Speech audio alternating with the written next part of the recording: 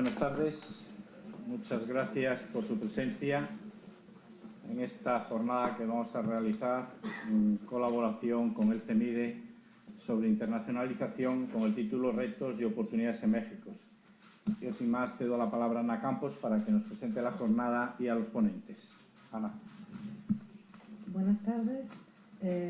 Ya hace unos meses iniciamos, como hace bastantes años, un ciclo sobre internacionalización de las empresas y empezó hablándonos Bernard Fey, que anda por ahí, que forma parte de la directiva a nivel mundial de UH Internacional, y esta vez hemos creído conveniente el centrarnos en México. Para ello hemos contado con la colaboración de la Cámara de Comercio, que aquí estamos conjuntamente para tratar estos temas tan interesantes, porque ya Latinoamérica en los años 90 pues fue un mercado natural de expansión de España, y ahora volvemos otra vez en el mismo rumbo. Para hablarnos de estos temas están con nosotros un empresario que ya lleva casi una década en México, y es Alfonso José Bravo Pérez, que es director general económico del Grupo Bravo, que, como muchos de vosotros sabréis, tiene la sede principal en Ampuero, y bueno, es presidente del Consejo de Administración de la empresa que tienen en México. También forma parte del Consejo de Administración de las empresas de aquí, y junto con su familia son fundadores del Grupo Bravo, al cual siguen perteneciendo. También él nos va a contar su experiencia cuando fueron a México, cuando México no se hablaba tanto como se habla ahora, hace casi una década, las diferencias, lo que les costó, lo que no, y para hablarnos de las oportunidades que tenemos en México, está con nosotros Óscar Gutiérrez, que es socio fundador de la firma internacional UHI en la Ciudad de México. Es contador público, cuenta con más de 25 años de experiencia asesorando empresas en sector público y privado, y también es una ayuda para las empresas tanto españolas como de otros países cuando quieren instalarse en México.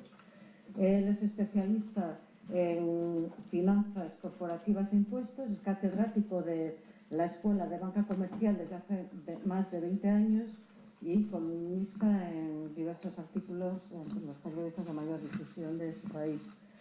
La internacionalización es un tema que a todos nos interesa y nos preocupa. Nosotros desde CEMIDE, desde Enrique Campos, auditores y asesores, ya nos hemos internacionalizado a través de la red UHI, porque vemos que nuestros clientes necesitan estar bien asesorados fuera de aquí, y ahora yo creo que los que nos tienen que exponer su experiencia es Alfonso, y luego nos hablará. Buenas tardes y muchas gracias a CEMIDE y a la Cámara de Comercio por invitarnos y por permitirnos compartir nuestra experiencia en México con todos vosotros. En primer lugar, haré una rápida introducción de quiénes somos y a qué nos dedicamos. Bravo Enterprise es un grupo de empresas formado con nombres comerciales Mecanor España, Mecanor México y Mecanor Rumanía. Somos uno de los proveedores líderes en fundición y mecanizado complejo de piezas de aluminio, fundamentalmente para el sector de automoción. Dentro de la cadena de producción de automóviles somos un Tier 2, suministradores de piezas destinadas en su mayor porcentaje a los Tier 1 como Bosch, Magna, Valeo, ZF, y en menor medida directamente a las ensambladoras, como se conocen en México, OEMs como Volkswagen.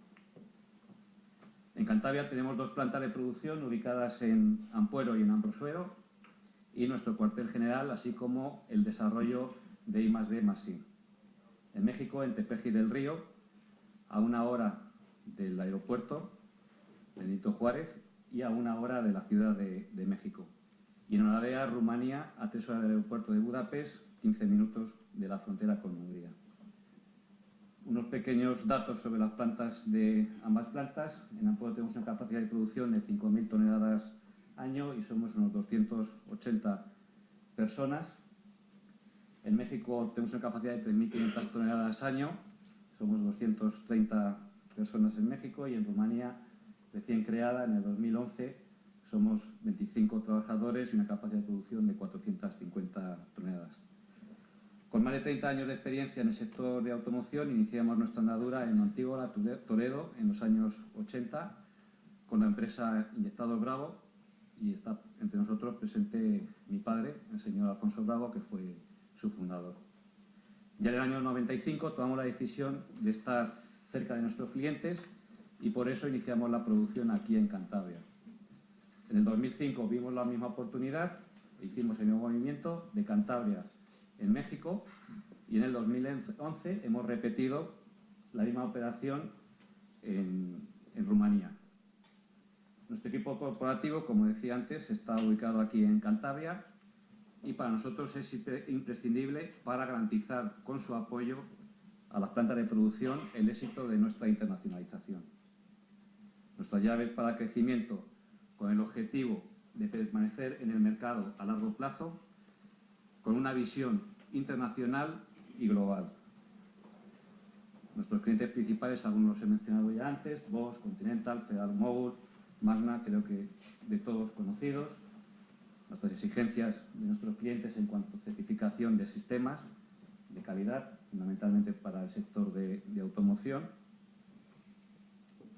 Y una pequeña presentación de los productos que fabricamos: piezas para la dirección eléctrica de los automóviles, turismos, válvulas para la dirección hidráulica, piezas para alternador y motor de arranque, y piezas para el motor.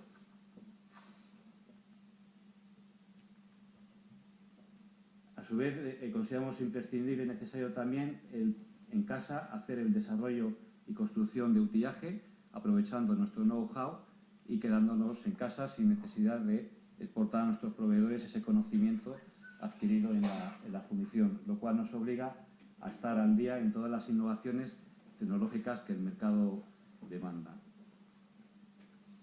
Algunas muestras de maquinaria de producción de mecanizado, máquinas estándar y algunas máquinas especializadas desarrolladas en colaboración con nuestros proveedores. El inicio de la internacionalización de Bravo Enterprise en México data del año 2005, aunque la maduración de todo el proceso, lógicamente, comienza ya varios antes. Para dar el paso de nuestra implantación, optamos por entrar en el capital de una factoría ya implantada, con más de 40 años de actividad y con la amplia tradición tanto en el sector del metal como más específicamente en la fabricación de componentes para la industria auxiliar de automoción, en México denominado autopartes.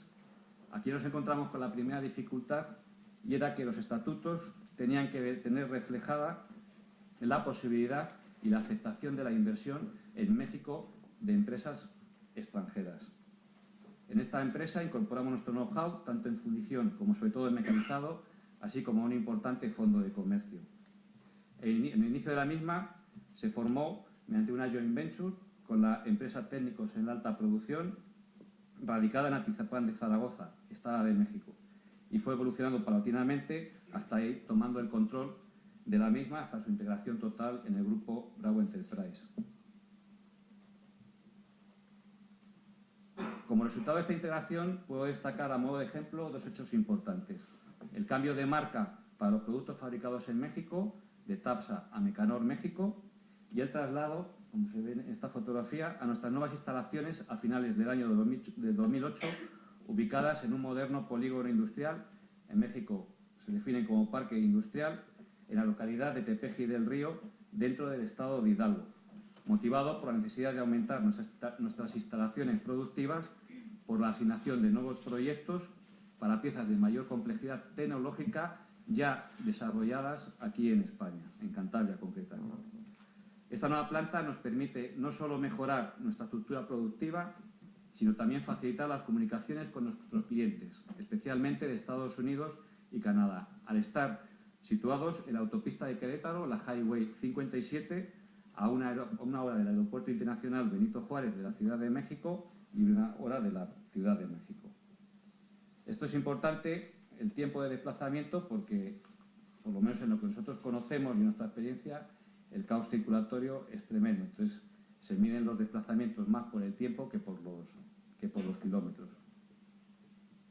¿Por qué Bravo Enterprise decide implantarse en México? La situación actual en cuanto a la fabricación de vehículos a motor arroja en datos del año 2012 estos datos, situando como dato destacable frente a años anteriores el descenso de España del 9º lugar en 2010 al 12º en 2012, con una pérdida de producción de aproximadamente 375.000 vehículos año. Referente al país que nos ocupa, México, en cambio, en el bienio 2010-2012 registra un incremento de producción en 320.000 unidades, similar a la pérdida que hay aquí en España.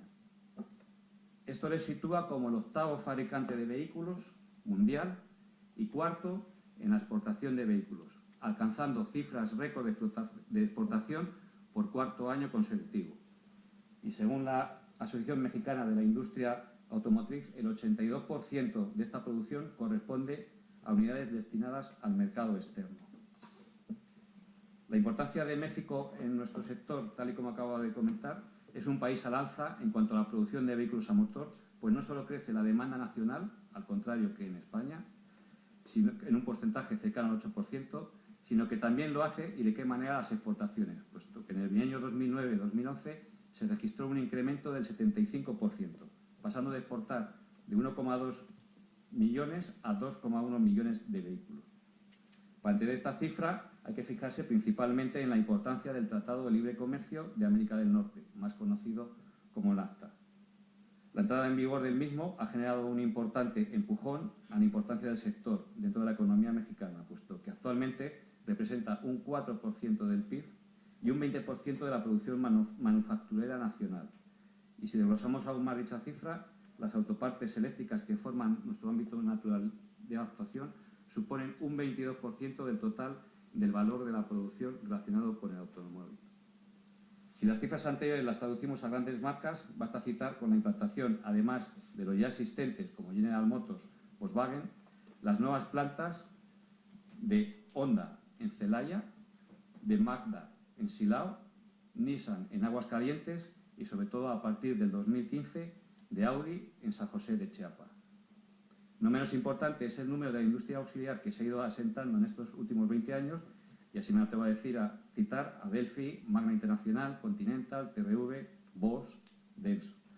Ante esta situación, teníamos que dar el paso de implantarnos en México, o de lo contrario, perderíamos la producción realizada en España y que exportábamos a México, motivada por la estrategia de nuestros clientes de suministrarse de proveedores locales. Esta circunstancia también la hemos vivido en el año 2010-2011 con los países del este europeo, y de ahí también nuestra implantación en Rumanía. La importancia de México en Bravo Enterprise nace con una triple idea: desarrollar una marca única en contraposición de la situación anterior, en la que convivían varias plantas en España con estructuras y organizaciones diferentes; desarrollar una marca dinámica en la que la orientación al cliente sea nuestra bandera; y desarrollar una marca internacional y global, como consecuencia lógica de las otras dos, pues operamos con una marca única en diferentes continentes y por la propia necesidad de dar servicio a un cliente que en nuestro ámbito no tiene una implantación local, sino internacional. Si traducimos esta importancia en cifras, en 2007 Mecanor México representaba un 24% sobre el total de la facturación del grupo, pasando en el año 2016 a casi ya un 50%. Si lo que intentamos reflejar dicho valor en intangibles tales como valor comercial, satisfacción de clientes, su valor es imposible de cuantificar, pero se podría resumir en la puerta de entrada a nuevos clientes, como nos ha sucedido actualmente con el gigante canadiense Magna Internacional. Algunas de las dificultades con las que nos hemos encontrado a la hora de acometer el acceso a este mercado internacional y fuera del ámbito de la Unión Europea, bajo nuestro punto de vista, se podrían diferenciar en problemas estructurales y problemas técnicos. Dentro de los problemas estructurales, el gran problema entre el que nos hemos encontrado y nos seguimos encontrando es el desconocimiento de la legislación de los países del destino de nuestros productos. Dificultades que no se plantean en las entregas comunitarias, realizadas en los diferentes Estados miembros de la Unión Europea, puesto que, como bien sabemos, rige la libre circulación de bienes. El conocimiento de la realidad social del país, así cuando encargamos un estudio de mercado o analizamos los riesgos de invertir fuera de nuestro entorno, todos nos planteamos el contar con los mejores elementos de información para poder adoptar la decisión más conveniente para nuestros intereses. Derivado del punto anterior, tampoco cabe perder de vista el nivel de formación del país de destino. Se trata de otro aspecto difícil de evaluar, puesto que lo que incide en ello no son variables cuantitativas y medibles, sino otras cualitativas y claramente subjetivas. La búsqueda y selección del personal cualificado se trata de un aspecto difícil de evaluar hasta que no te ves inmerso en él. Tratándose de nuestra actividad industrial especializada como la nuestra, como nuestra transmisión del know-how propio de una planta productiva en España a otra, parece y puede ser relativamente sencilla, pero el mantenimiento de dicha estructura en condiciones óptimas de funcionamiento no siempre es fácil cuando se trata de tecnologías novedosas, puesto que es difícil de encontrar gente con experiencia dentro del país que nos encontramos, lo que obliga a tener una dependencia técnica importante de la planta madre, la planta productiva inicial, respecto de destino. La problemática se agrava, como es nuestro caso, cuando media un océano de por medio. Otro de los problemas son las costumbres de la gente del país de destino, la diferente cultura, la diferente manera de ver las cosas. Y, por ejemplo, hay una diferencia muy grande con España. Allí los salarios, por ejemplo, son semanales, con lo que eso de inconveniente tiene. Nosotros ahora ya no, pero en los inicios, 2005-2006, en el año, el índice de rotación era casi del 100% de la plantilla directa. Otra dificultad que nos encontramos es la propia comunicación. Al respecto, cabe decir que la forma de emitir un mensaje de manera que quede claro para los receptores siempre es algo difícil, y seguro que todos conocemos multitud de anécdotas de cómo se puede llegar a interpretar erróneamente una instrucción dada y que parecía clara y o sencilla. Si esta situación se produce con personas que hablan un mismo lenguaje bajo los mismos usos y costumbres de una misma localidad, imaginaros que no puede ocurrir entre gentes de diferentes continentes. Por ejemplo, en México, pues el significado ahorita mismo es distinto del de España. Otro, por ejemplo, como anécdota, la importancia que tiene en México a la hora de redactar los contratos. Los contratos con el lenguaje español no tienen o no rigen de la misma forma que los contratos con el idioma mexicano. Dentro de los problemas técnicos, uno es obvio, son los trámites aduaneros. Es fácil de tratar este problema porque tiene una fácil solución respecto a los anteriores. Otro factor a añadir de esta ecuación es la propia idiosincrasia de cada país en cuestión, lo que siempre es motivo de confusión, puesto que, por poner un ejemplo, lo que se refleja literalmente en un certificado EUR 1 no tiene las mismas consecuencias en México que en otros países. Frente a esto, lógicamente, tiene sus ventajas y nosotros así las estamos viviendo. Para no ser repetitivo, me centraré ahora más en los intangibles que en las cifras puras y duras que ya he comentado con anterioridad. Así, entre otros, la internacionalización de nuestra empresa motiva que nuestros clientes nos vean como una empresa global y con una clara vocación de atención al cliente allá donde ellos se encuentren. Tenemos clientes comunes en los 3 centros de producción. Crecemos con nuestros clientes, diversificando y reduciendo nuestra dependencia hacia ellos, pero a su vez hacemos que su dependencia con relación a nosotros aumente. La diversificación de riesgos entre los diferentes mercados regionales en los que está inmerso nuestro grupo, pues si bien el mercado europeo lleva unos años de claro retroceso, el mercado americano, en cambio, está en auge.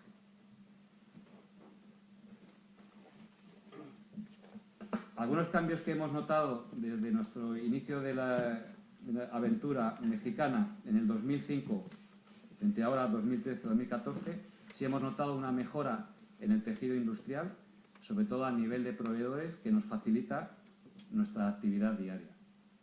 Mejora, aunque insuficiente, en la formación del personal. Hay una notable mejoría, sobre todo en la clase media en México, aunque también es cierto que hay una notable inflación en los salarios. Y por último lugar, la actual reforma energética que está llevando a cabo México, con autorización de inversión de capital extranjero y sobre todo con la decisión que se tomó en el año 2009 de extinguir la empresa Luz y Fuerza, que era una empresa nacional que era la que nos obligaba a pasar por auténticos apuros a la hora de acceder al suministro energético. En algunos casos obligándonos a tener que pagar un peaje demasiado elevado.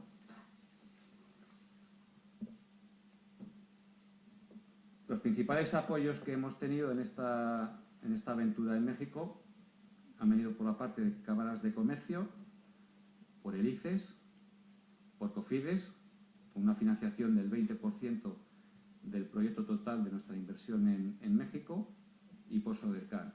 SODERCAN tiene una delegada en México DF, en la Embajada Comercial Española, y de hecho me ha solicitado y me ha pedido que lo comentara en esta presentación como ayuda a todos aquellos que estuvieran interesados en iniciar actividades en México. Muchas gracias. Buenas tardes. Sí me escuchan, ¿verdad? Bueno, antes que nada, me da mucho gusto, un placer conocer el día de hoy Santander, un lugar que verdaderamente me ha impresionado y del cual me siento muy a gusto con la idea de regresar próximamente. En primer lugar, quiero dar las gracias a la Cámara de Comercio, a la CEMIDE, por la invitación que me han hecho y que en conjunto, sobre la narrativa que voy a dar, espero poder cubrir algunas expectativas y sobre todo porque se me ha indicado que tengo 30 minutos para poder platicar acerca de la internacionalización, los retos y las oportunidades que pueden ustedes tener. Seguramente vamos a encontrar algunos contrastes con lo que ha dicho en este caso Alfonso, pero nada que no pudiera precisarles una experiencia, y sobre todo a mí me gusta que lo más rico que ha podido aportar Alfonso es una realidad, no es como una cuestión teórica. A este respecto les voy a decir que tengo yo la siguiente agenda.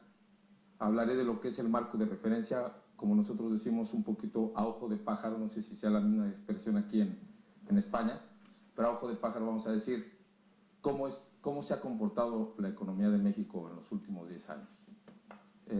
Trataré de contextualizar para que podamos irnos directamente a la parte del marco regulatorio. Hay aspectos importantes a resaltar sobre la tributación, sobre las reglas, sobre el marco internacional que ustedes en ocasiones conllevan, porque evidentemente el tener esa internacionalización les obliga a otro tipo de condiciones, circunstancias, reporteo, fondeos, etc. Y finalmente les diré, lejos de yo poner como una cuestión de problemas, yo les diré cuáles para mí considero que son temas relevantes para los inversionistas extranjeros. Yo ahorita reflexionaba cuando Alfonso dijo que se vio la necesidad de alguna manera de ir a México, de tratar de tener otra penetración en general. Yo reflexioné de cuando yo decidí internacionalizarme, qué me motivó, o uno de los tantos aspectos que me motivó, y debo serles sincero. Uno de los aspectos que más me motivó fue el pensar que yo necesitaba ser global, no para atraer más clientes en ese momento, sino para proteger lo que tenía. Yo necesitaba proteger esa inversión y la forma de hacerlo era siendo global. Y me di cuenta que me abrió el horizonte y me di cuenta que era más grande el mundo auténticamente en la parte comercial y que no lo eran las empresas de las cuales podemos tener alguna dependencia. Y más vale pronto que tarde. Si uno no se internacionaliza, si uno no busca diversificar, pues eso se lo va a cobrar la factura en el futuro. Y pues por esa razón yo les diría que es importante reflexionar sobre esa posibilidad firme, fuerte de poder hacerlo. Ahora sí, a ojo de pájaro yo les diría que dentro de las preguntas que ustedes puedan decir, bueno, ¿cómo se está comportando la economía en México en los últimos 12 años? Del 2001 al 2012, un crecimiento promedio, yo les podría decir picos y valles, pero quise básicamente decirles que prácticamente es de un 2.2, pero si en el 2009 quitamos esa recesión mundial que hubo, yo les diría que el crecimiento real ha sido de un 3%. Y la expectativa que se tiene hacia este año puede oscilar a un 3.5, algunos dicen que a un 4%, con los cambios que se han hecho en el país. El orden de la inflación es de un 4.3 acumulado. Yo diría que verdaderamente es razonable. Algunos podrían decir que más o menos bajo, pero ahí les podría yo demostrar al término de este comentario que nosotros consideramos que ha sido un buen control el que se ha ejercido por el Banco de México. El déficit fiscal promedio es de un negativo de -1, muy controlable, y podemos decirles que aquí viene el detonante que es muy importante, las exportaciones totales. Y lo que yo les quiero decir en este aspecto básicamente es que nosotros ya no tenemos una dependencia petrolera. Al menos en este momento nosotros tenemos ya exportaciones no petroleras por 330.615 millones de dólares, y que eso marca ya una diferencia. Antes era una total dependencia. Estamos convencidos que con las reformas estructurales que se acaban de hacer el año pasado en México, nosotros vamos a tener otro horizonte todavía más favorecedor.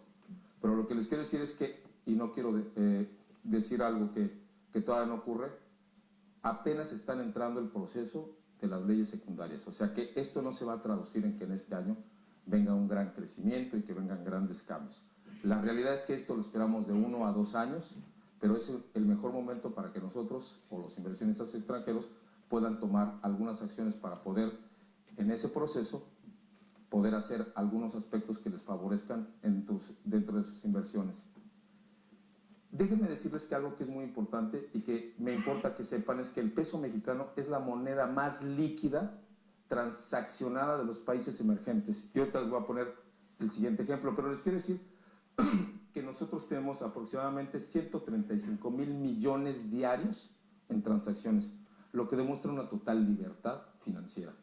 Aquí no hay cortapisas, aquí no hay restricciones. Existen muchos países en la región de América, como en otros países, podría citarles en Asia mismo, donde realmente la moneda más transaccionada, o sea, ustedes tienen la libertad de apretar un botón y sacar su dinero sin ese tipo de restricciones que existen en muchos países y que no quisiera hacer referencia para no tener una actitud negativa hacia ello. Por otra parte, nosotros tenemos tratados con casi todo el mundo. ¿Qué ventaja nos da?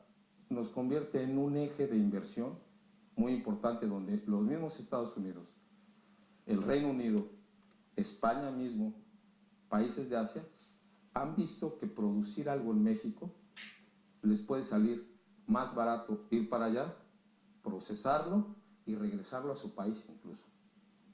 Entonces se ha convertido por estos acuerdos con casi todo el mundo un eje de comercio muy importante que hoy empieza a dar resultados. Y si no, ahorita yo se los voy a demostrar. Miren, el mensaje que yo les quiero dejar en esta lámina es que México es más competitivo que los BRICS. Esto no lo digo yo. Esto lo dice, no sé cómo saltó, aquí está. Esto no lo digo yo, esto lo dice el Banco Mundial. Y hay toda una metodología bien soportada. Brasil, Rusia, India y China, que son las BRICS, comparados con México, ustedes saben que esos son los países emergentes. Y en todos los capítulos, desde aperturar una empresa, obtener el crédito, comercio transfronterizo, pago de impuestos, protección de inversores, cumplimiento de contratos cuando entran en procesos de liquidación, México ocupa el primero y el segundo. O sea, estamos rankeados en el 48. En tanto, ir a hacer negocios a Brasil es bastante complejo, desde el mismo idioma. O, ¿qué me dicen de Rusia, India o China? Entonces, es muy importante que ustedes se den cuenta que esto, frente a los BRICS, nos hace muy competitivos con países similares. Se ha hablado de que están las BRICS, ahora no sé si han oído escuchar de las famosas MITs, que dicen que ahí participa México, participa Turquía, Indonesia. Y entonces creemos que sí es un momento muy distinto a lo que se está viendo en el mundo. Y entonces en este proceso nosotros estamos ocupando primero y segundo lugar. Pero ¿qué pasa con ustedes con respecto a España? Fíjense qué interesante. Nosotros, y el mensaje que yo les quisiera dar aquí, es que las condiciones similares entre España y México prácticamente son iguales. El que me digan que México ocupa el 48 y España el 44 prácticamente es similar. ¿Dónde estamos débiles? ¿O dónde pudiéramos ver que estamos mal calificados tanto en la lámina anterior? En el pago de impuestos. Pero les voy a decir por qué. En México, derivado de que había un problema de tributación, que sigue habiéndolo, de que el porcentaje de pago de impuestos es muy bajo en relación al Producto Interno Bruto, la autoridad metió un impuesto llamado el YETU, que era un impuesto de control, que obligaba a que todos los entes llevaran 2 contabilidades. Pues evidentemente eso nos mal califica. Esto acaba de ser abrogado en las reformas estructurales que se hicieron el año pasado, donde la reforma fiscal eliminó el YETU y también eliminó una serie de trámites obligatorios que tienen que hacer las empresas.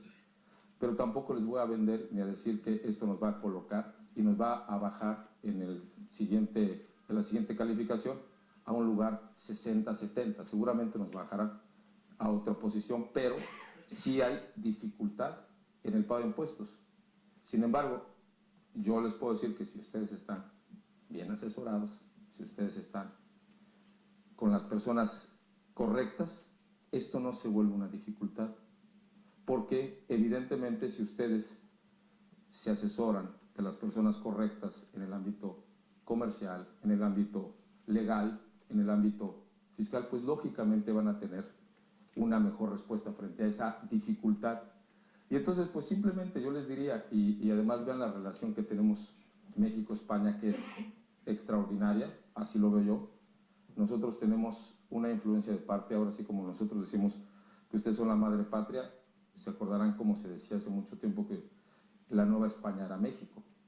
Y no me dejarán mentir, pero el mestizaje casi es al 80%. Entonces ustedes cuando conviven con un español o con un mexicano, hay una afinidad, pudieran haber excepciones, cualquiera puede decir eso, pero yo les puedo decir que en costumbres, cultura, la misma religión, han sido factores que verdaderamente nos han acercado mucho. Y me atrevo a decir que México es el más parecido, no igual, a España en toda la región de América. Volten a ver Brasil, Argentina, Colombia, Perú, cualquiera de todos, y yo les puedo decir que incluso la comunidad más importante de españoles en la región de América es en México. Con esto, pues yo les digo que volteen a ver cómo estamos en esa parte débil, pero volteen a ver cómo estamos en obtención de crédito, o cómo estamos en comercio transfronterizo, o en protección de inversores. Entonces realmente el mensaje que les digo yo en esta lámina que les quisiera transmitir es que las condiciones son muy similares. Ahora bien, en términos de convenios de tratados de doble tributación, prácticamente tenemos con todos los países. El Tratado de Estrasburgo obliga a que todos ya estemos en este proceso y los únicos países exceptuados pues son, por razones obvias, Suiza y en el caso de Alemania, porque Alemania dice, a mí no me va a controlar nadie a mis contribuyentes, yo los controlo. Y es el único país que auténticamente lo ha logrado hacer en ese sentido. O al menos así lo ha manifestado. Posteriormente aquí les quiero decir que las tasas, o el mensaje que les quiero yo transmitir es que las tasas de retención de impuestos en México son competitivas. Y si no, pues vean nosotros en dividendos apenas empezaron a grabar este año el 10%, cuando en España tenemos entendido que está la tasación del 15%, o en el área de la región de Américas, Asia, Pacífico, en relación a los intereses a las regalías, México está en órdenes del 4.9 o al 21 según sea el caso de aplicación, o en regalías el 5 y al 25. Entonces sí, en ese proceso de relaciones transaccionales que hacemos con los precios de transferencia entre empresas relacionadas, pues estos son los porcentajes que en términos generales se tienen. Ahora, por lo que respecta al marco regulatorio fiscal, yo les diría, y no les voy a venir a hablar de cómo se calculan los impuestos, ustedes son inversores, empresarios, necesitan tener un aspecto general de lo que está sucediendo. Vean, en las tasas de impuesto, la tasa máxima de los individuos llega al 35%, en el caso de las empresas al 30%, y tenemos una tasa generalizada del 16% del IVA, y existen algunos impuestos menores. La realidad es que aquí les vuelvo yo a repetir, depende con quién se asesoran, qué hacen, para que este paso de pago de impuestos sea más tortuoso o menos tortuoso. Nosotros aquí tenemos que, un punto a destacar que sí es importante es que ustedes sepan que existe en México un concepto que se llama PTU, que es una participación de utilidades a todos los trabajadores.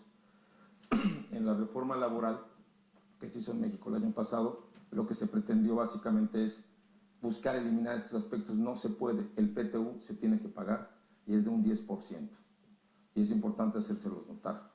Por lo que respecta a las partes relacionadas, México está apegado a los criterios de la OCDE para los precios de transferencia. Si ustedes tienen empresas relacionadas, necesariamente están obligados a decir y ver cómo se están procesando todo ese tipo de operaciones, y tienen que presentar un estudio, y es obligado en México, y probablemente lo hicieron en Europa, pero no es válido. Entonces, esta es dentro del marco regulatorio, algo que tienen que hacer, y que sí, seguramente Alfonso, aquí presente, no me dejará mentir. Este es un aspecto donde los precios de transferencia, incluso en toda la región de Américas, ya se está obligando. Nosotros hemos estado dando cursos de capacitación a muchos países hacia Sudamérica acerca de este tema. Hay algunos aspectos de cumplimiento, como es un dictamen financiero y fiscal, pero yo no quisiera verlo bajo un cumplimiento, sino bajo una cuestión de sanidad institucional dentro de un ente.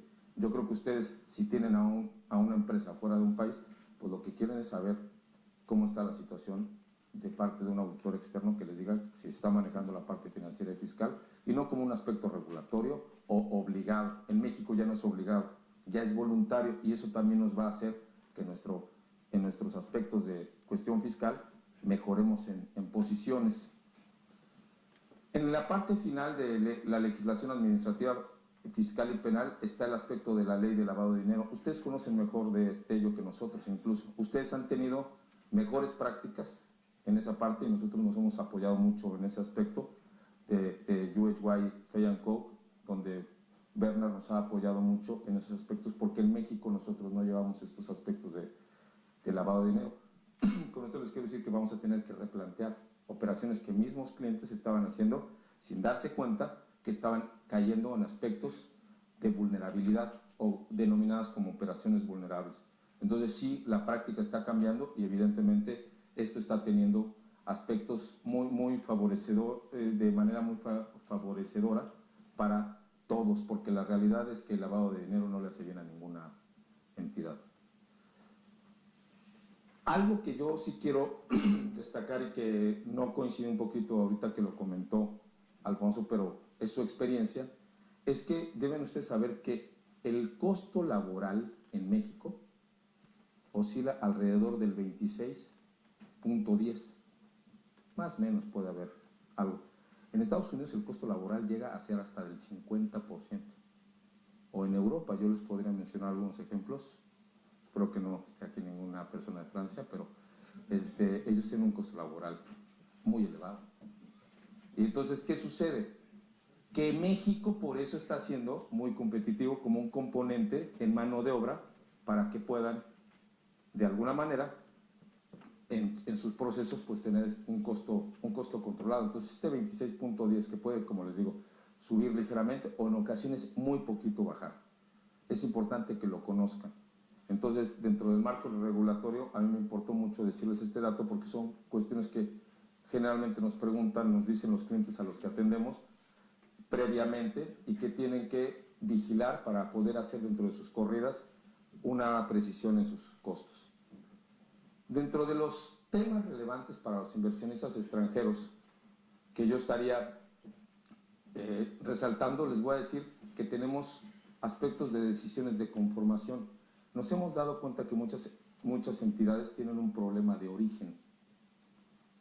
Constituyen equivocadamente a la sociedad y entonces después vienen y nos dicen, oye, es que tengo un problema por estructura legal. Si ustedes constituyan una SDRL, hacen un esquema transparente y pueden consolidar y pueden aprovechar los aspectos fiscales para que puedan, de alguna manera, llevar a cabo un esquema más limpio y con una velocidad de conformación. Ustedes pueden constituir una SDRL en menos de una semana, con una velocidad impresionante. Y esto les permite a ustedes que tenga una serie de características que pueda darles facilidad para ello. Pero si me dicen que constituyeron una SADCB, tiene otras características. Entonces sí vale la pena resaltarles que tienen que hacer un planteamiento claro y real. En ocasiones hay quienes me preguntan, oye, ¿cómo me constituyo? ¿Como una sucursal o me constituyo como una oficina de representación? Entonces sí tiene que ver y sí diferencia bastante el que ustedes tengan claro el esquema legal de conformación.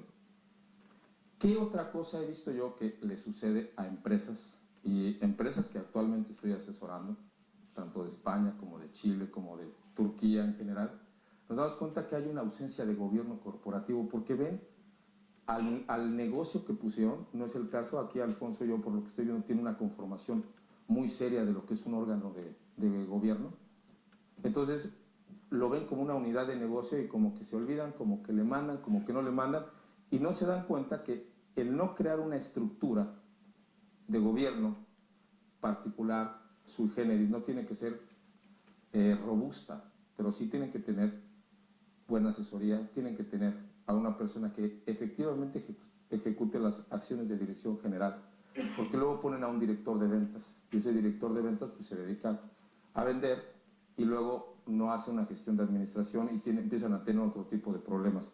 Entonces yo sí veo que eso debe ser un valor fundamental, por lo que yo les diría que en el ámbito normativo, financiero, legal y fiscal adolecen y luego nos enfrentamos con que al término del año han pagado de manera equivocada los impuestos y empiezan las multas, los recargos, problemas, requerimientos.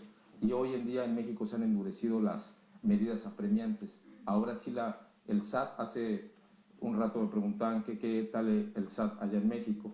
Creo que fue Manolo, Miguel, no me acuerdo, me había preguntado y entonces yo le decía, pues está bastante duro, pero la realidad es que han tomado y estamos tomando, es la verdad de las cosas, el camino que tomó Estados Unidos hacia una serie de medidas de control computarizado, sistemas de alto nivel, donde ellos ya saben que las operaciones que celebramos tienen que ser reveladas mes con mes, pero eso no debe ser una preocupación, sino más bien debemos de llevar a cabo ese cumplimiento.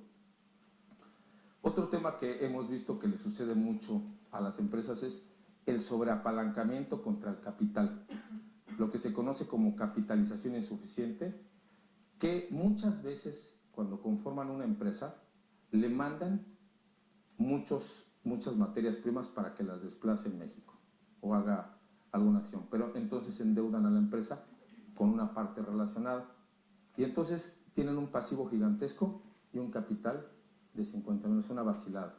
Y entonces luego le tienen que cobrar intereses porque los precios de transferencia los obliga a decir que es una operación que tiene que ser regulada por los criterios de la OCDE. Y entonces, ¿qué sucede? Que todos esos intereses llegan a ser no deducibles y nos enfrentamos a una acción que difícilmente se puede corregir si no le prestan atención.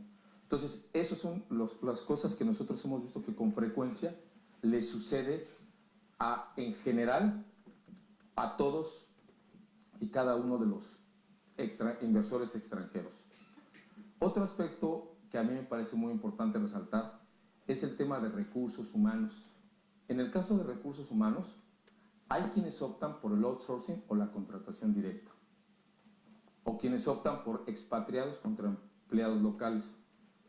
Yo les quiero dar un dato informativo que es muy importante. Hay experiencias positivas y negativas en todos los casos. Pero en México acaba de salir un caso muy escandaloso de una empresa alemana donde, por contratar a un local de parte de Alemania o un expatriado, como le decimos nosotros, resulta que lo contratan en México. Le pagan sueldos de Alemania que no reportan a nivel mundial y además le ponen un pequeño sueldo para que en México las autoridades no digan nada. Y entonces, ¿qué sucedió? Que ese problema salió en las noticias porque prácticamente quebrantó en mucho a la empresa alemana. Y resulta que la demanda que ganó, porque demandó en Alemania, demandó en México, ascendió al orden de 60 millones de pesos, que más o menos pudieran ser como unos 5 millones de dólares. Entonces, por una mala estrategia, pues nada más dense cuenta de lo que sucedió. Y fue un caso escandaloso porque dicen, no puede ser que a estas alturas una empresa de esa envergadura, esas empresas grandes, cometan esos errores, asesoradas por empresas multinacionales que deberían de vigilar esos aspectos. Y entonces, yo tengo la experiencia de que puede ser positivo contratar a un expatriado, pero con el sueldo local, pero hay que decírselo. No darle dineros por fuera que se los depositan en otros lugares o en su país de origen. O el caso de los empleados locales. Sí hay buena materia prima en México, yo se los aseguro. Pero hay que poner restricciones, hay que vigilar, hay que traerse a los mejores elementos y de pronto sale mejor, pagar mejor a ese empleado del país a cambio de que yo pueda tener un problema de quebranto o un problema de otra naturaleza. Pero las experiencias han sido tanto buenas para expatriados, si se saben hacer, como buenas para empleados locales. Son buenas para outsourcing o contratación directa. Yo no voy a hablar que todo va a ser muy bueno. Les puedo yo decir que con la reforma laboral en México son muy pro trabajador. Y hay toda una industria de abogados que, claro, quiere defender y ejecutar una demanda y una acción legal, pero si se crean los contratos, si se crean las condiciones, pues esto no va a tener mayor impacto más que un dolor de cabeza. Tiene que ponderarse si se le quiere dar vivienda al expatriado o los planes de expatriación. Entonces sí se tiene que poner claramente este tipo de aspectos de los recursos humanos, porque son dentro de los problemas que yo les diría que sí les han afectado constantemente a algunas personas. Yo creo que en el caso, como nos planteó atinadamente Alfonso, ellos ya han sabido controlar porque han tomado una acción concreta y seguramente él ha transmitido la experiencia de que a él le está yendo bien bajo un sistema que él ha sabido implementar. Entonces no tiene mayor problema. Finalmente, yo les quiero decir que es una preocupación para muchos de ustedes dentro de los aspectos de la seguridad. Y no voy a venir a decir que no hay problemas de seguridad, porque entonces, ¿dónde quedaría la credibilidad de los aspectos que se están viendo? Pero también quiero ser muy puntual en decirles que es un problema serio, sí. Está habiendo una mejoría gradual, ahí la ven, con el nuevo gobierno, con las nuevas acciones del gobierno, pero es un problema focalizado. Ustedes pregúntenle aquí a Alfonso, pregúntenle a nuestro querido Modesto Piñeiro, que va seguido a México, si visita el DF, ¿qué problema tiene? Si visita, aunque creo que visitas más el Caribe, ¿verdad? Pero, no, es broma. Pero, ustedes vuelten a ver todas las empresas españolas que en este momento están en México. Nada más les puedo dar para muestra, no un botón, sino hasta un ramillete. Les puedo poner en el ramo de la hotelería, en el ramo ahora de la energía. No sé si ustedes supieron que Iberdrola acaba de anunciar una inversión de entre 1.200 a 1.500 millones la semana pasada para México. O les platico de Bombardier, Aeronáutica, o les platico de Siemens, o les platico de Audi o de Honda. Un país que acaba de ser calificado por Moody's, por todas las grandes calificadoras y le ha elevado el nivel de inversión en el país. Pues bueno, no puede ser porque nosotros estemos diciéndolo como país, sino lo están diciendo las instituciones. Y claro que nosotros tenemos que atacar este problema de la seguridad. Yo creo que este problema gradualmente va a ir reduciendo. Y como les digo, es un problema que está focalizado. Si ustedes ahorita me dijeran, oye, yo quiero invertir en Michoacán, les diría, sí, en Morelia, pero no en Apatzingán. ¿O no? ¿Por qué? Porque hay una zona de conflicto. Ustedes han visto que en América y en el mundo, bueno, vean Ucrania. No nos vamos a espantar por Ucrania. Yo creo que están sucediendo cosas que se han venido acumulando y que tienen que resolver todo mundo. Entonces, nosotros estamos muy confiados. La semana pasada sucedieron dos actos muy interesantes. Uno, pues estuvo ahí Barack Obama con el presidente y también el primer ministro de Canadá. Y están revisando a profundidad el tratado para poder conectarlo con el tratado transpacífico, para poder seguir haciendo medidas donde podamos, de alguna manera, tener una mejor condición en este nuevo esquema que nos pone como un reto en el mundo a todos los países. Yo creo que México y España están muy cerca, creo que hay muy buena relación, y yo les diría que pudiera quererse lo mismo de Estados Unidos y de Inglaterra, pero como decía, y eso se lo aprendí a Bernie, hay una frase muy interesante que decía un escritor irlandés, que decía que a Estados Unidos, y es George Bernard Shaw, decía él, a los ingleses y a los americanos en el pasado los desunió el idioma. Yo diría, sin ser un gran escritor, que a España y a México los une el idioma y los une muchas cosas más. Así que esto sería prácticamente mi presentación y con eso terminaría, y me pongo a sus órdenes y sobre todo tener la oportunidad de volver a visitarlos nuevamente. Muchas gracias.